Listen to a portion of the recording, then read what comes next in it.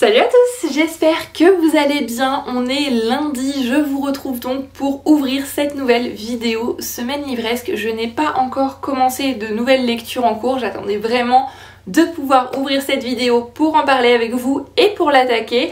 Ce livre c'est un classique et ça fait longtemps que j'ai pas lu de classique, j'en ai beaucoup dans ma pile à lire, notamment toutes les belles éditions que j'aime énormément chiner. Et si j'aime chiner ces belles éditions, c'est pas seulement pour décorer mes bibliothèques, j'aimerais beaucoup les lire aussi.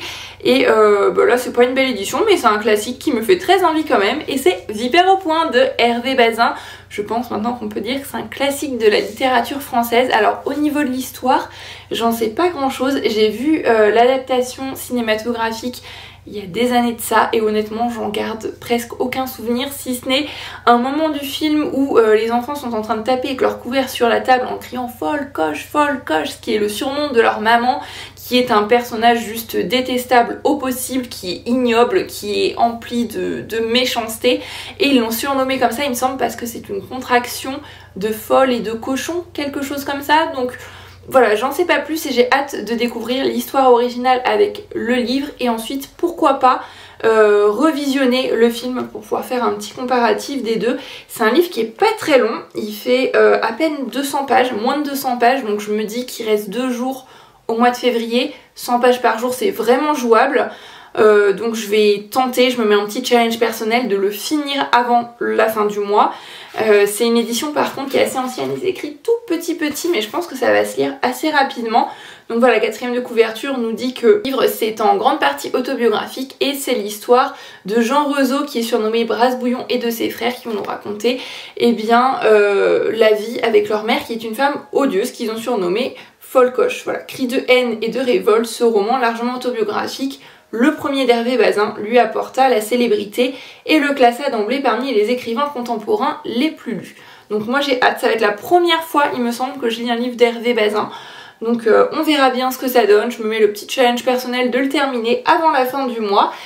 Ensuite, pour ce qui est du reste de la semaine, je ne sais pas ce que je vais lire. Je pense qu'ensuite je vais m'attaquer à Daisy Jones and the Six de Taylor Jenkins Reid, qui est un livre dont j'ai entendu des avis juste super élogieux. Je crois que j'ai jamais entendu un seul avis négatif, que ce soit sur ce livre-ci ou sur les livres de l'autrice en général. Une lecture en VO, ça va faire du bien, donc j'ai hâte de me plonger dans ce livre-ci après celui-là, et pour la suite je ne sais absolument pas ce que je vais lire.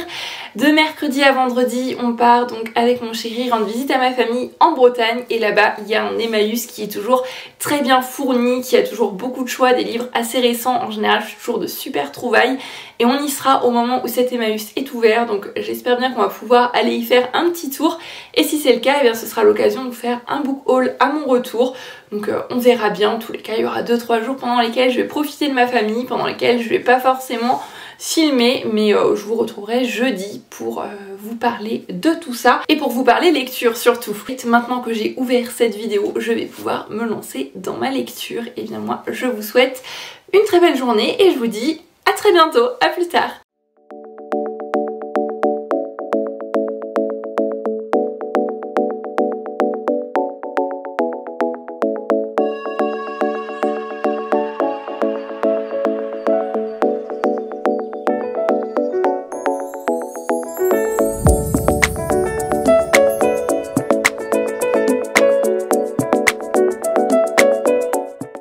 Je vous retrouve enfin, on est samedi, donc petit bond temporel puisque je ne vous ai pas parlé depuis lundi, mais je vous l'ai dit au début de cette vidéo, on est parti en Bretagne pendant 3 jours et honnêtement ça m'a fait vraiment du bien, non seulement de voir ma famille mais de changer d'air, de m'oxygéner, de voir autre chose.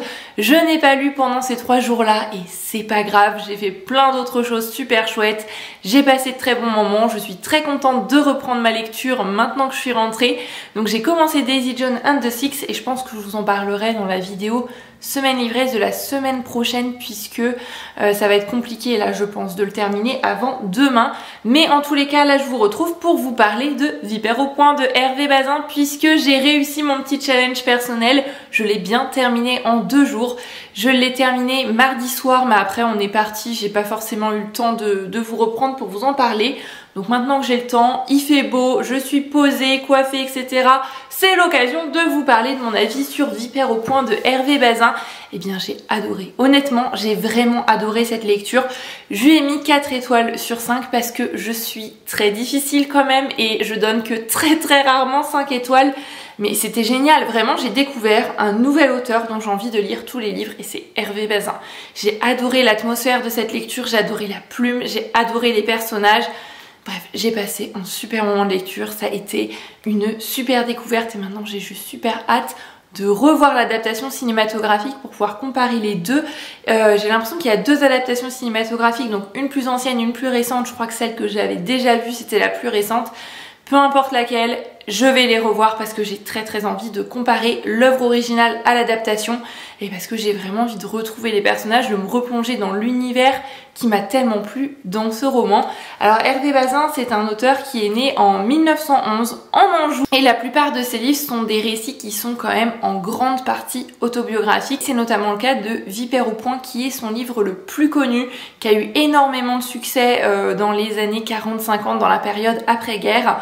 Dans ce livre, le narrateur, surnommé Brasbouillon, qui s'appelle Jean de son vrai nom, va nous parler de son quotidien avec ses frères sous la houlette de leur mère qui est un personnage juste détestable. C'est vraiment quelqu'un d'horrible. D'ailleurs, il la surnomme Folcoche. Alors Folcoche, c'est une contraction de folle et de cochonne, mais c'est aussi dans le parler local un terme que les paysans utilisent, folcoche, pour parler d'une truie qui mange ses petits dès qu'elle a mis bas. Donc c'est dire ce qu'ils pensent de leur mère, c'est dire toute la haine qu'ils ressentent pour elle et le peu d'amour qu'elle aussi a pour ses enfants. On est début 20e. Au début du livre, Brasbouillon et son frère aîné vivent très heureux dans le manoir familial, donc ça s'appelle La Belle Angerie dans ce livre aussi, et ils vivent avec leur grand-mère qui s'occupe très bien d'eux. Ils ont une enfance joyeuse, ils peuvent gambader à loisir, il y a un grand parc, il y a un grand domaine, voilà, ils ont une assez belle vie. Et leur grand-mère va décéder. Donc suite au décès de leur grand-mère, les parents de Chiffre et de Brasbouillon vont revenir de Chine puisque c'est là que travaillait le père de Brasbouillon. Il était donc avec sa mère qui s'appelle Paul et ils ont eu là-bas un 3e enfant qui s'appelle, il me semble, Marcel de son véritable prénom. Et à partir du moment où ses parents vont revenir, leur vie va totalement changer puisque là, Paul va vraiment prendre main sur le domaine. Son mari, le père des enfants, lui ne dit pas grand chose, il est juste passionné par sa collection d'insectes et plus spécialement tout ce qui va être mouche et vraiment... Il laisse l'éducation des enfants à sa femme, il s'en occupe que très peu, ils ne vont pas aller à l'école, ils vont avoir un précepteur, souvent des membres du clergé plus ou moins autoritaires. Et voilà, c'est la vie de ces enfants avec une mère qui est, mais c'est même plus autoritaire à ce stade-ci, elle est pleine de malveillance. Elle les rabaisse tout le temps, elle leur donne toujours tout un tas de corvées. Son plaisir à elle, c'est que ses enfants ne puissent avoir aucun plaisir. Et assez rapidement, Jean, notre narrateur, le personnage principal, grandement inspiré, on comprend très rapidement, hein, Jean c'est Hervé Bazin, va se révolter contre cette mère, va se révolter contre cette autorité et ça va pas être sans conséquence. Je vous en dis pas plus, c'est vraiment toute l'histoire de ce livre qui est assez court, qui se lit vraiment très vite et d'ailleurs il y a 2 autres romans qui sont parus ensuite, qui sont directement la suite de Vipère au point. Et c'est La mort du petit cheval et ensuite Le cri de la chouette. J'ai Le cri de la chouette dans ma palle mais j'ai pas La mort du petit cheval. Et il va vraiment falloir que je me procure ce livre parce que j'ai très envie de retrouver les personnages, de savoir la suite de cette histoire. À chaque fois je dis histoire mais voilà, c'est pas vraiment fictif hein, puisque je le redis, c'est en grande partie autobiographique. Il a d'ailleurs à 20 ans complètement coupé les ponts avec sa famille et il est ensuite vraiment entré en conflit avec tout ce que représentait sa famille, tout ce qui est la bourgeoisie et un mode de vie vraiment très conservateur. Ce que j'ai aimé dans ce livre, je vous le disais, c'est non seulement la plume d'Hervé Bazin, on est vraiment à un regard d'enfant. Il se remet vraiment dans la peau de l'enfant qu'il était et Brasbouillon, c'est un personnage terriblement attachant. J'ai eu beaucoup d'empathie pour lui mais il aura su aussi me faire sourire, me faire rire. C'est un personnage qui a beaucoup d'imagination, qui a beaucoup d'inventivité, un personnage qui ne se laisse pas faire, un personnage qui veut juste croquer la vie à pleines dents. Et lui, son plaisir, ça va rapidement devenir se venger de toutes les horreurs qu'elle peut leur faire vivre au quotidien. Et j'ai trouvé que c'est vraiment très bien retranscrit dans ce livre-ci. C'est un livre qui se lit très rapidement, c'est vraiment très bien rythmé, il y a beaucoup de dialogue, il y a beaucoup d'humour, même si c'est un sujet lourd, même si ces enfants vivent des choses qui ne sont vraiment pas faciles du tout. J'ai trouvé qu'il en ressort quand même de l'humour, qu'il en ressort quelque chose finalement de lumineux quand même, parce que c'est nostalgique, on est vraiment dans le monde de l'enfance, on sent qu'on est replongé dans l'enfance de l'auteur, et même si il s'y passe des choses dures, on sent une certaine pointe de nostalgie, une nostalgie aussi et un grand amour pour le terroir, pour le domaine de son enfance, pour l'ouest de la France, Craonay, je sais pas trop comment ça se prononce. En tous les cas, on sent que l'auteur aime sa région natale, l'auteur aime l'Anjou, et ça fait plaisir parce que je vis pas très loin de l'Anjou, j'ai grandi en Anjou, donc ça aussi, ça a eu une petite saveur toute particulière pour moi parce qu'il parlait de nombreux villages, de nombreuses villes, etc. Pour certaines, j'y ai vécu, pour la plupart, je les connais de nom ou alors j'y suis passée, donc je savais très bien situer l'endroit, situer certains paysages, donc c'était encore plus facile pour moi de me projeter dans cette lecture, et ça c'est vraiment une chose que j'ai beaucoup aimé aussi. J'aime beaucoup les romans de terroir, tout ce qui va être livres de Christian Labourie, Christian Signol, etc. J'aime beaucoup ça, j'aime me plonger dans le passé, j'aime me plonger dans ces histoires dont il ressort un amour des terroirs français, un amour de la terre. Ça m'a fait vraiment plaisir, avec en plus, comme je vous disais, des personnages à la psychologie vraiment très très bien développés, très très bien travaillés. Une plume fluide, des descriptions qui ont vraiment su me transporter. Et d'ailleurs, Hervé Bazin est un auteur donc, qui est né au début du XXe siècle, en 1911. Il a grandi au domaine du Paty, donc ce domaine se trouve maintenant sur ce qui est la communauté de communes de Segré. Et c'est ce domaine, le domaine du Paty, qui est retranscrit ici sous le nom La Belle Angerie. Et ce domaine, d'ailleurs, depuis 2020, il a été entièrement restauré et c'est un château, donc le château du Paty, maison Hervé Bazin. On peut le visiter depuis 2020, donc c'est ouvert seulement de Pâques à la Toussaint, seulement l'après-midi, puis très très envie d'y aller. Je pense que voilà, là maintenant je vais lire d'autres livres d'Hervé Bazin parce que je me suis vraiment découvert un auteur que j'aime énormément, dont j'ai envie de savoir tout un tas de choses. Et comme c'est des récits en plus en grande partie autobiographiques, j'ai envie de retrouver Brasse-Bouillon, j'ai envie de savoir ce qu'il est advenu ensuite de ses enfants qui vont devenir grands, de sa mère. Je sais qu'elle a vécu au château du Paty jusqu'à son décès en 1960, mais vraiment j'ai envie de me renseigner plus sur cet auteur, de lire plus de ses œuvres, de lire pourquoi pas des autobiographies, des biographies si jamais il y en a, et j'ai envie d'aller au château du Paty. Donc je pense que prochainement, quand ça va rouvrir, etc., je vais essayer de me programmer un après-midi, une journée et y aller parce que j'ai très envie, voilà, d'être sur place, de voir vraiment les lieux, de visiter cette maison. Voilà, ça me passionne en ce moment, je suis passionnée par Hervé Bazin depuis que j'ai découvert Vipère au Point. Donc vous l'aurez compris, excellente lecture pour ma part, vraiment. Je ne peux que vous le recommander, et ce livre-là, je vais le garder précieusement. Si à l'occasion je tombe sur une belle édition de Vipère au Point, je me la prendrai. Mais je pense que je garderai quand même celui-ci parce que c'est avec ce vieil exemplaire. J'ai découvert pour la première fois Hervé Bazin et maintenant il a une petite valeur sentimentale. Voilà pour l'update lecture. J'espère que c'était assez clair. C'est pas évident, non seulement qu'on a fini un livre il y a quelques jours, parce que bien sûr après mes souvenirs s'effacent un petit peu, mais aussi qu'on a beaucoup aimé un livre, d'en parler bien justement. Parce que j'ai vraiment très envie, si vous n'avez pas encore découvert Hervé Bazin, de vous donner envie de découvrir son œuvre. En tous les cas, pour les autres livres, je peux pas me prononcer pour l'instant, mais au moins celle-ci. Voilà, je mets pas 5 étoiles parce que je suis très difficile encore une fois, mais là, à y réfléchir à nouveau, en reparlant, je pense que je peux quand même lui mettre 5 étoiles. Parce que honnêtement, vraiment, très très belle lecture, très bonne découverte. N'hésitez pas à me dire si vous avez déjà lu Vipère au Point, si vous avez lu les 2 livres suivants, si vous avez lu d'autres œuvres d'Hervé Bazin, lesquelles avez-vous aimé? Est-ce que vous aimez ou non cet auteur? Est-ce que vous avez vu les adaptations et si oui, lesquelles? N'hésitez pas à venir en discuter dans les commentaires, ça me ferait vraiment très plaisir.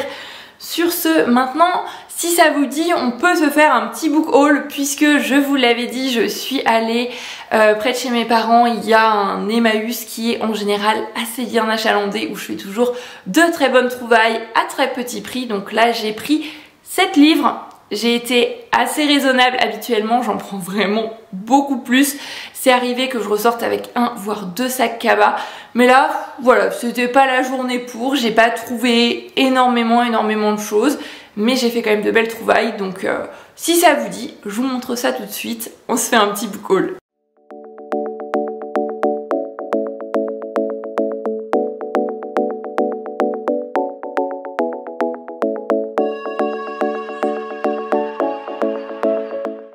Ça y est, je suis allée les chercher, je suis posée, j'ai les 7 livres à côté de moi. Il y a majoritairement quand même du grand format, alors que souvent à Emmaüs, je prends beaucoup de poches, donc la preuve que c'était un jour pas comme les autres. Ce jour-ci, il y avait plus de grands formats qui me tentaient. Je vais les prendre comme ça me vient. Je vais pas pouvoir vous faire des résumés, je vais pas pouvoir vous en dire grand chose puisque bien évidemment pour le moment je ne les ai pas lus, mais je suis assez contente de toutes mes trouvailles quand même. On commence avec celui-ci, Dernier adieu de Lisa Garner, paru chez Le Livre de Poche. J'ai déjà un livre de l'autrice dans ma palle. Je n'ai plus du tout le titre en tête, c'est un livre qui est paru chez Archipoche. Je n'en ai jamais lu pour le moment, mais j'ai entendu juste beaucoup de très bons avis sur les livres de Lisa Garner, donc il faut absolument que je m'y mette, absolument que je la découvre. C'est écrit assez gros, puis en général un thriller ça se lit vraiment rapidement. Je sais pas si c'est une suite de saga, je ne sais pas grand chose, si ce n'est qu'il a fait partie du prix des lecteurs, c'était la sélection de 2014. Il est vraiment en très bon état, donc très contente de ma trouvaille. Un grand format, Au soleil redouté de Michel Bussy, paru chez Presse de la Cité. Et vraiment le hasard, je suis tombée sur ce livre-ci alors que aujourd'hui ou vraiment très prochainement sort le nouveau livre de Michel Bussy en librairie. Alors Michel Bussy, c'est un auteur dont j'ai déjà lu quelque chose, je n'ai lu qu'un seul livre pour l'instant, c'est Nymphéa Noir. J'ai vraiment beaucoup aimé ma lecture. J'en ai plusieurs qui attendent patiemment dans ma palle et donc maintenant j'en ai un de plus. J'aime vraiment beaucoup la couverture. Je pense que je vais me le garder pour cet été. Parce que je trouve que la couverture, voilà, me fait vraiment penser à l'été, aux vacances. Donc je me garde précieusement pour cette période-là. En feuilletant comme ça, déjà j'aime beaucoup la mise en page. Il y a apparemment plusieurs parties. Les chapitres ont l'air d'être assez courts. Il y a beaucoup de dialogues. De toute manière, en général, pour moi, je pense que les livres de Michel Bussy, ça reste une valeur sûre. J'ai hâte de le découvrir, je vais pas le dire à chacun d'entre eux parce que bien sûr, si je les ai pris, c'est que j'ai hâte de les lire.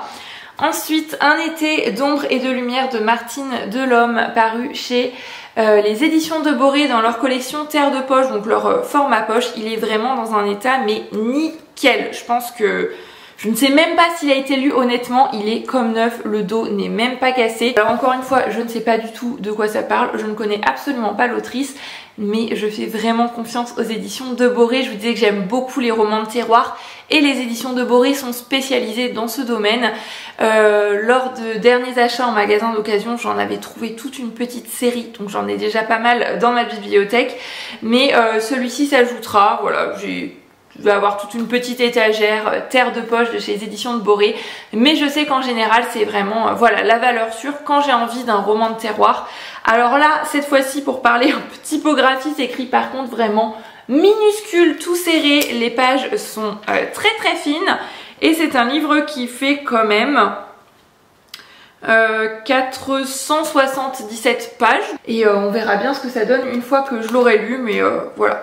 Connaissant la maison d'édition, je pars dedans un petit peu à l'aveugle et ça m'inquiète pas trop. On reste dans les romans de terroir sans faire exprès avec Les Messieurs de Grandval de Christian Signol, paru chez Le Livre de Poche.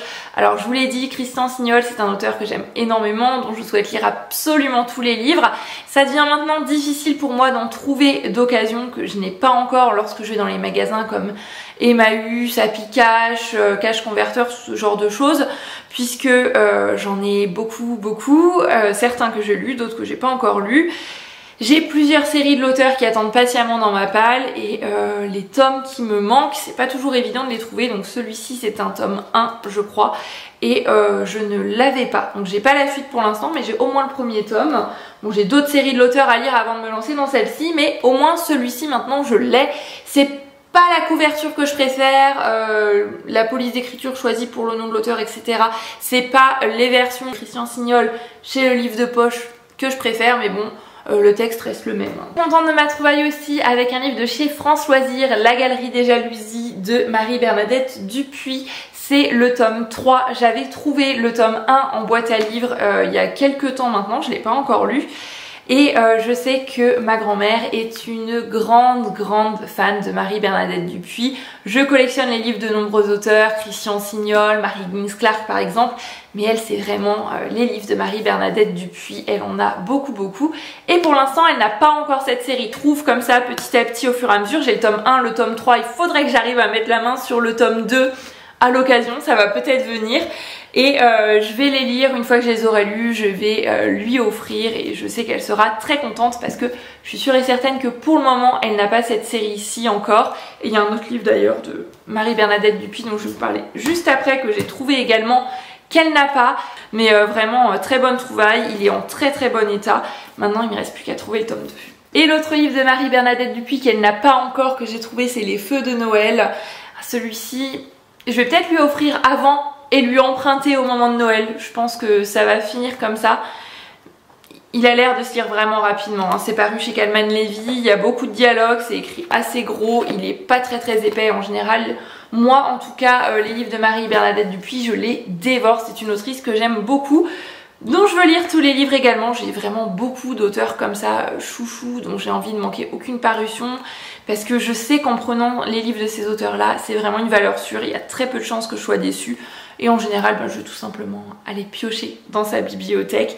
Là, en ce moment, au niveau de Marie-Bernadette Dupuis, je suis dans la saga Angelina, Les Mains de la Vie. Je suis au 3e tome, il me semble.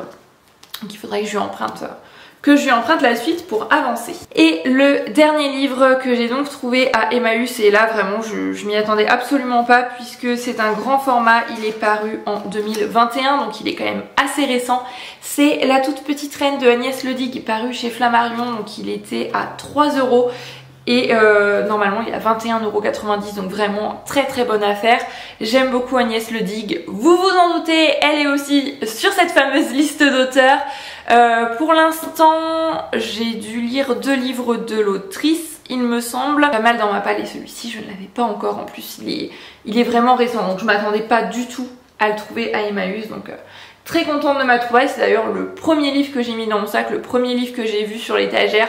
J'ai vu Agnès Ledig, j'ai vu le titre et j'ai pas hésité une seconde. Voilà, ça y est, c'en est terminé pour ce petit book haul. Ça fait un petit moment que je papote, donc il va falloir que j'aille prendre un grand verre d'eau, je pense. Je sais pas si je vais vous parler de ma lecture de Daisy Jones and the Six pour l'instant, ou dans ce vlog-ci, parce que voilà, je vais avancer cet après-midi.